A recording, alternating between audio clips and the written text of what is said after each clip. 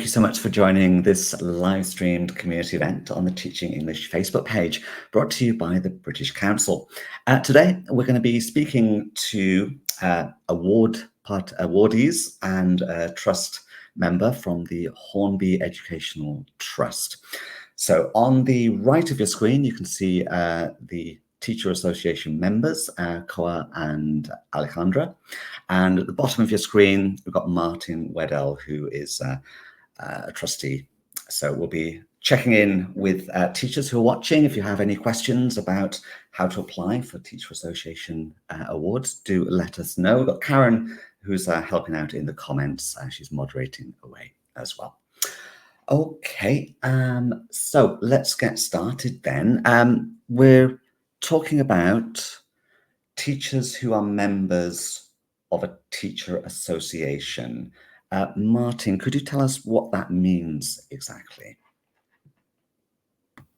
Yeah, in fact, as far as the Hornby Trust is concerned, we're both interested in teachers who are formal members of a teacher association, by which we mean, I guess, a association that has a formal identity and is recognized somewhere by the local or regional or national education system as an association of English teachers. But we're also interested in hearing from and having applications from more informal groups of English teachers who have been and are working together to develop local answers to local issues in their English language classrooms. So it's not purely formal formal teacher associations, but also less formal groups. And I think, Hua, you were an example of a less formal group, as you mentioned. Is that right? Yeah, Hua? Yeah, indeed. There has been an emerging trend of people starting a Facebook-based community of practice, and the informalities of a communities online is an advantage, because we can gather more members from different parts of Vietnam, and people don't actually face the pressures of, oh, I'm dealing with a formal association. I need to stay humble and avoid saying bad things on the internet. But for more informal groups, people are free in expressing their concerns and problems in the English language classroom practice. And I think that's a very strong advantage we have in more informal groups. Excellent. So I mean, it's both formal and informal groups, and I very briefly, if I just say what our main focus, what we're particularly interested in, applications that focus on in three areas really. One, that projects that people would like to do that focus on dealing with local challenges in local classrooms for teachers and or for learners. So projects that support teachers and or learners in coping with situations in their local contexts. Secondly, projects that involve the development and consolidation of how teachers associations work in terms of their leadership, in terms of who participates in terms of opening new chapters of the teacher association. And third, programs in which teacher associations and or informal groups begin to work with other players in the English language teaching world in their area, in particular teacher educators. So developing connections with other players in the English education system, in particular teacher education. Excellent. Thank you for clarifying that. And of course, Karen will be sharing links to the Hornby Trust website, where you can find out more about the awards and the criteria. Alejandro, we've not heard much from you yet. Can you tell us a little bit about your teacher association and what project you've recently been involved in as part of the award process? Of course. Thank you. Well, this relates to the last part of what Martin was saying. It's like I worked for teachers in Entre Rios, a small area of Argentina. APIER is our association, and APIER although it's local, is related to a bigger group of teachers, which is a Federation of Teachers, FAPI in Argentina, right? So the project I developed for this scholarship connected teachers in a peer, who at the same time are related to teachers nationwide, let's say, and we try to make connections to the local Ministry of Education. That was basically one of the main objectives of my project, to link the work of teachers who are not always graduate teachers with the work that is being done officially, yes, in the local area, let's say. Okay, excellent. That sounds very interesting. So how long, Koa and Alejandro, have you been a member of your teacher association? I start with Koa. I have been a member of Viet TESOL, professional teacher association Vietnam, for about I think about 7 years, and I started as a normal member, collecting materials and taking a lot of good advice from the association as well. And then people started to develop the need to contribute to the association, and people start doing things. And now we are doing some projects for the EdTech in interest group. The project that we did in Vietnam is about providing some professional development opportunities for people in underrepresented areas in Vietnam, especially the mountainous areas in the northern parts of Vietnam. The highlights of the project was that most of the time, all of the professional opportunities that we have funded by the governments of different parts of Vietnam are more focused on the cities, but not the mountainous areas. So that has prompted us to start our project with the less privileged groups of teachers. Okay. And Ali? Well, I became a member of the first association, the local association. It was just, it sort of gathered teachers from the city. I am from Paraná. That is so long ago, 1995, I guess. And then that moved and changed into a wider group of people, gathering people, teachers actually from the whole of Entre Rios, the province where I am. So we are quite a number of teachers, yes, and I've been involved both just as a member and also as part of the committee organizing events for teachers and, keeping things going ever since 1995. Wow, excellent. So a broader question then. We're being joined by teachers. I can see we've got Ronaldo in Guinea-Bissau, Teresita in the Philippines, Stripfrand in Indonesia. Lots and lots of teachers from all parts of the world, just like yourselves, actually. How if these teachers who are watching right now are interested in sort of finding a teacher association where they work, where would you suggest they start their journey, join a teacher association or find one first? Can I go? It's like, okay, in our case, it was something that we thought it was necessary at the local level, yes, but then we know that there are so very many national organizations, but also international, okay? So sometimes the only chance we have is to join international organizations such as IATEFL or TESOL or yes. In Argentina, we are lucky. There are many associations and they are distributed across the country. Yes, they are sort of, we have associations for every jurisdiction, I would say. I'm not sure, okay? But for instance, in Patagonia, there is one bringing together teachers from the different local states, let's say provinces, okay? So it's the question of perhaps, talking to other teachers from not necessarily your hometown, but perhaps neighboring towns. That's the way it has worked for us always. It's like, but we know that there is kind of a tradition in Argentina of teachers joining local associations. And as I said a moment ago, it's like we even have a nationwide organization called FAPI that in a way represents all of them together, right? Excellent. Okay.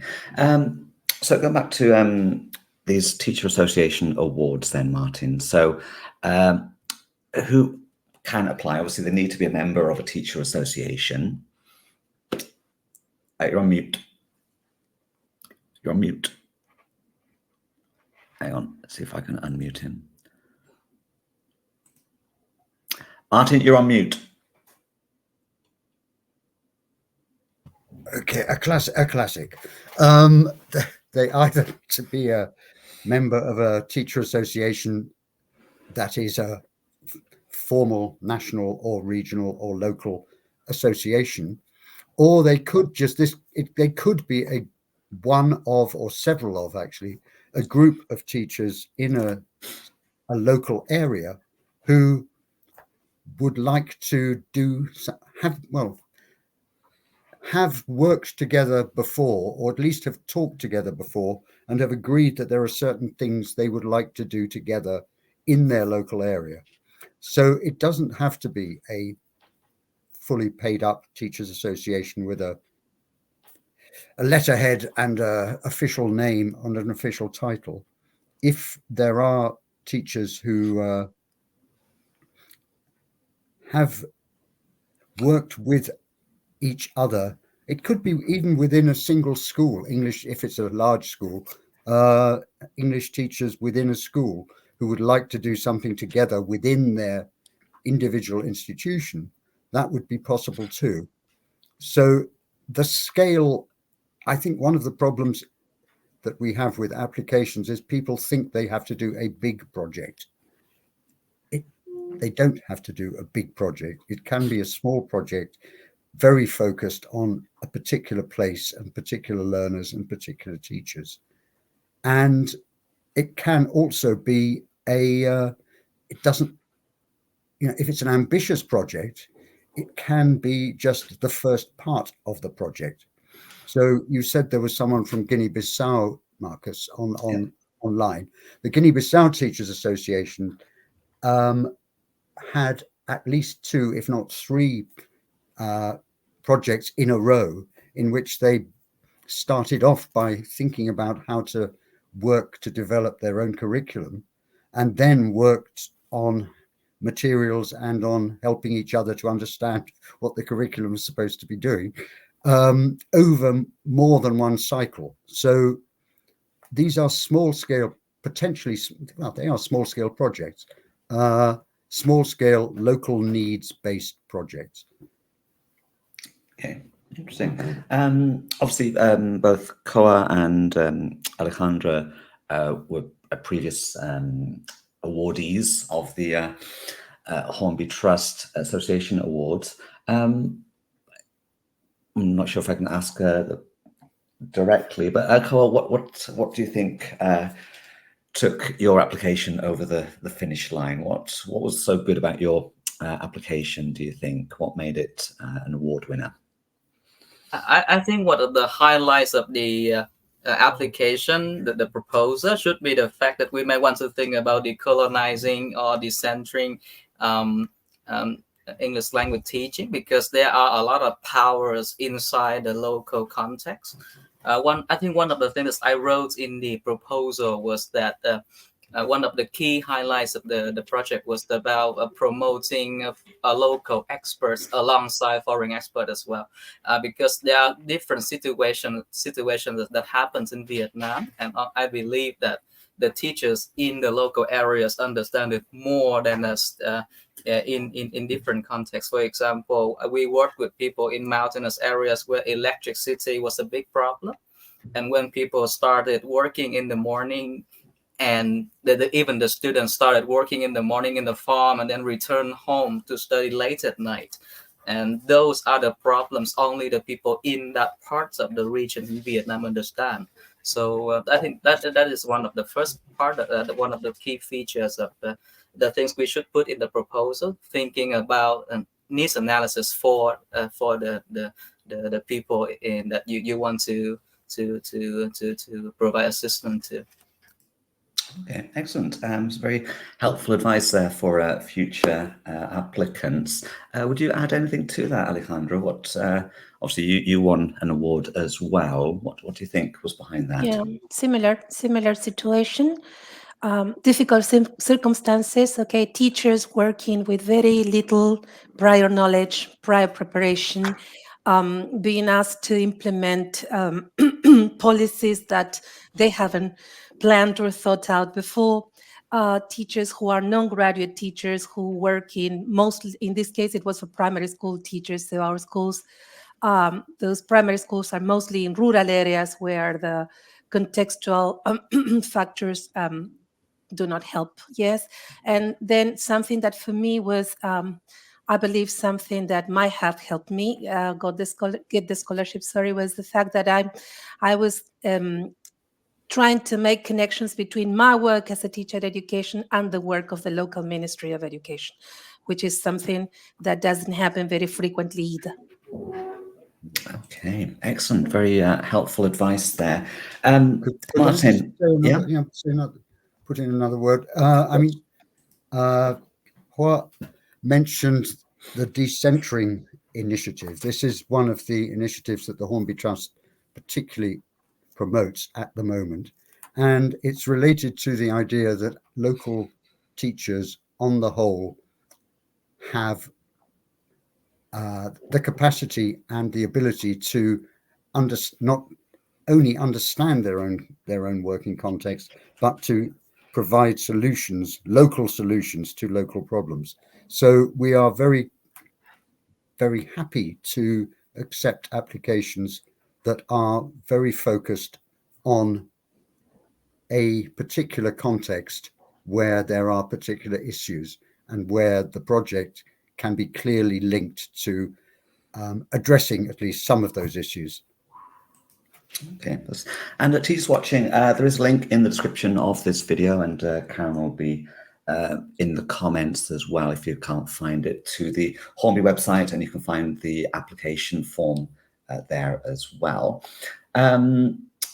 So typically for these project awards, what's the judgment process, or who decides who gets the awards, Martin? Is there a panel, or is it yourself? Yeah.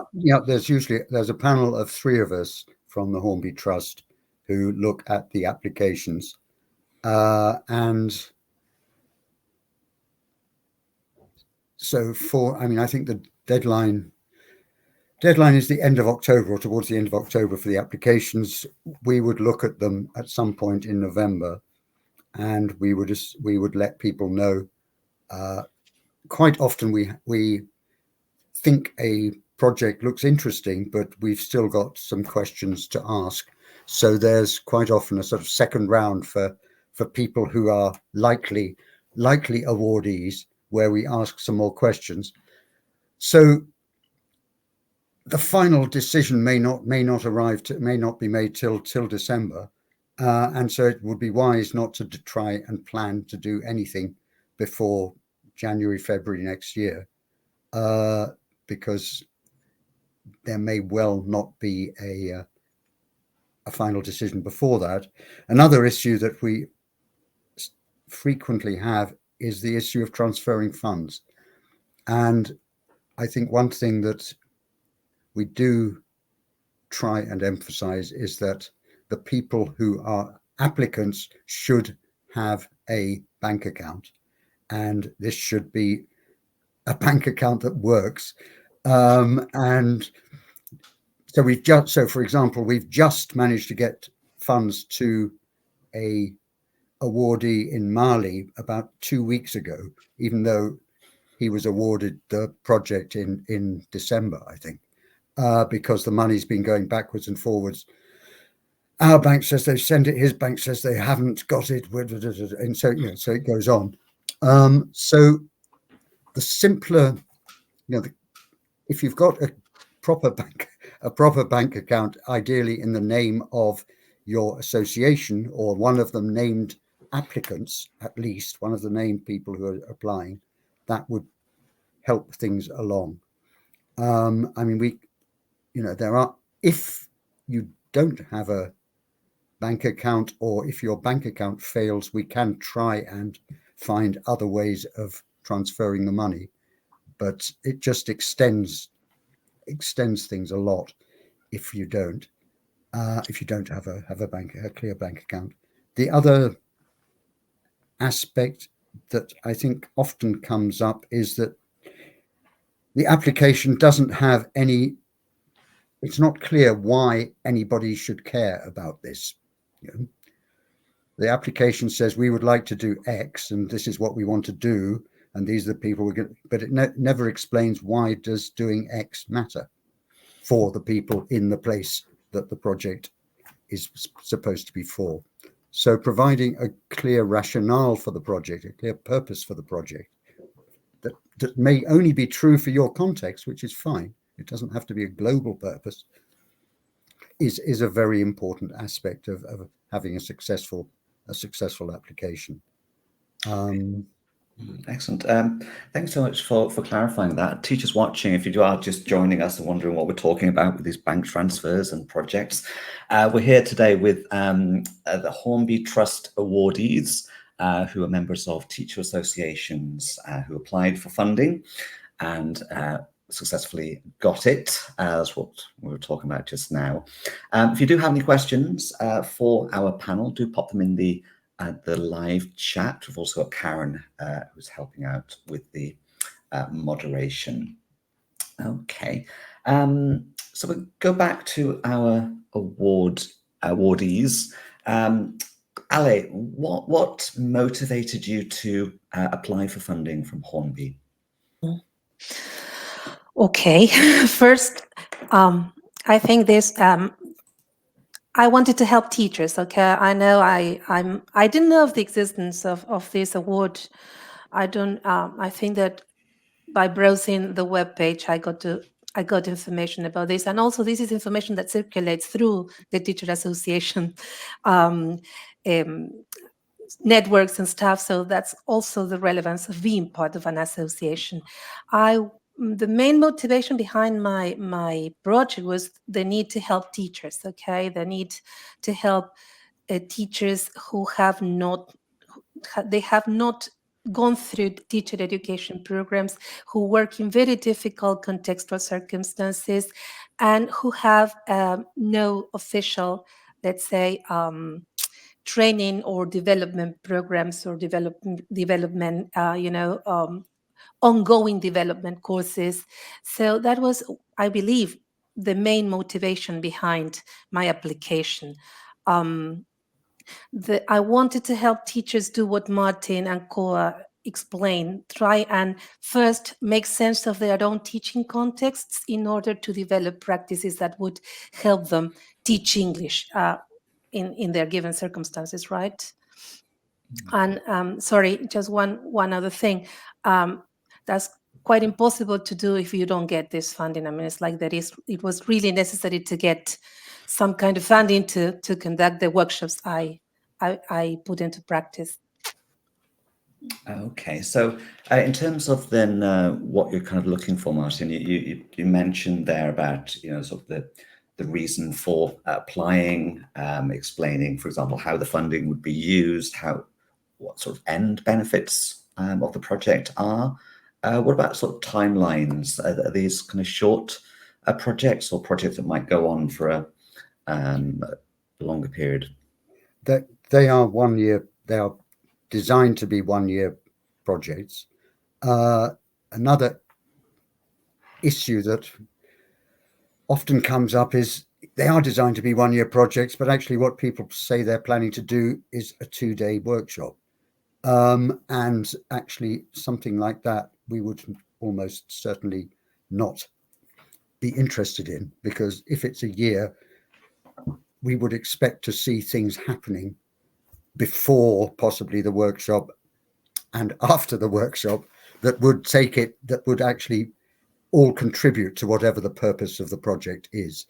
So it is a year. It doesn't mean every day of the year needs to be jam-packed with activities, but it does mean that the thinking needs to be, okay, what do we need to do before we do something, And once we've done something, then what? I mean, so it's also, we're interested in the sort of ongoing, what could happen afterwards? What could the next step be? What could the first thing in the next step be? And that again would strengthen an application greatly. I mean, I think what So Ali we've got just a said. quick question. Do teachers need to be Hornby alumni to apply for the award? No. Short answer. Sweet. Not for the Teachers Association award, at all. Yeah. Okay. Sorry, I think I cut you off then, Martin. I think you were talking about the I was just talking about what Ali mentioned about I mean, the reality in the world, English language teaching world, is that from Vietnam to Argentina and everywhere in between, there are hundreds of thousands at least of teachers who have been poorly or are untrained, are struggling to cope with curricula that are imposed by national governments that possibly bear little or no resemblance to the realities of the classrooms that they're working in. And we're particularly keen on projects that are working with teachers for whom there really is no other support. I mean, these are very small, these are very small projects, but actually so you may only be working with 10 or 20 or 30 people. That's fine. So but we're very keen to have applications in which the applicants are really thinking about the types of teachers that Ale was mentioning, rural primary school teachers or mountainous teachers in remote areas who've basically had little or no support from anybody in their professional lives, and where even a small project like this might be helpful for them. Yeah, excellent. If we can throw them just for the last couple of minutes then. So teachers who are watching right now, obviously we're sharing the link with them. They'll be interested to check out the website and the application form. What would your top tip be, Koa and Ale, for teachers thinking about checking out the Hornby Trust Teacher Association Awards?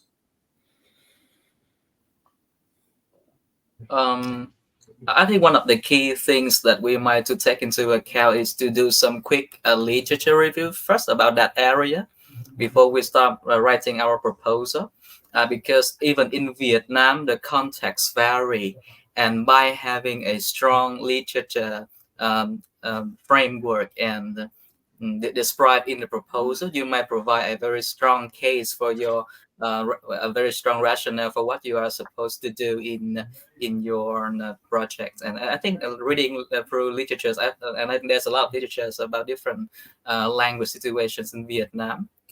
So I think that is one of the first thing I could say about writing a proposal. Okay, excellent there. And Ale, what would your top tip for teachers be?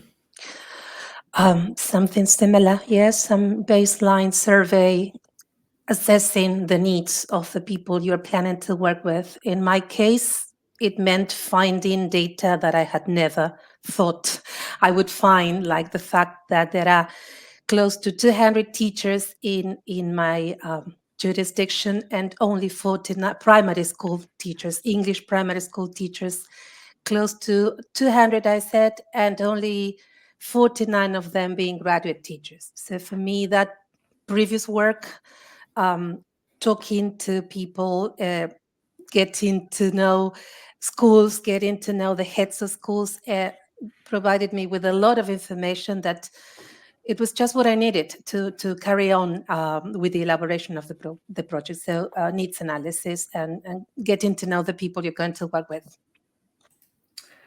Excellent. Thank you very much for that. A few queries about this award. Is this something you do every year at the Hornby Trust, Martin? You're on mute. Yes. Once a year, this time of year. Usually the call comes out in July or August. Okay. August or September, and for the end of October. Right. So we've got an active call for applicants at the moment, haven't we? Yeah. Okay.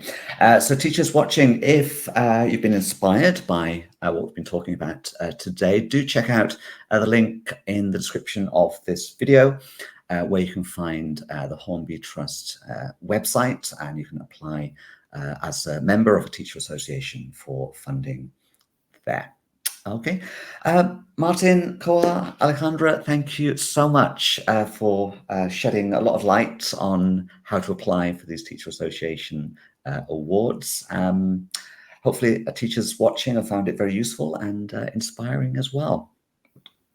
Yeah, we're looking forward to a torrent of applications, medium torrent of applications. So yes, please do feel free to apply. And as you'll see in the application, just one thing I should say, as you'll see in the application documents, you need to send me a draft of your application before you send in the final application. So I will then hopefully make some vaguely useful responses to what you have done so far, and make some suggestions about other things that might strengthen the application. So don't worry too much if you haven't got everything straight in your mind before you apply, but try and put what ideas you do have into the application format, and then send a draft, and we can take it from there. Okay, all the instructions are on the website, aren't they? Yeah. Excellent. Okay, well, thank you very much, and hope to see you again all soon. Bye-bye. Thanks, Thank Marcus. you. Thanks Cheers. a lot. Thank you. Bye-bye. Bye.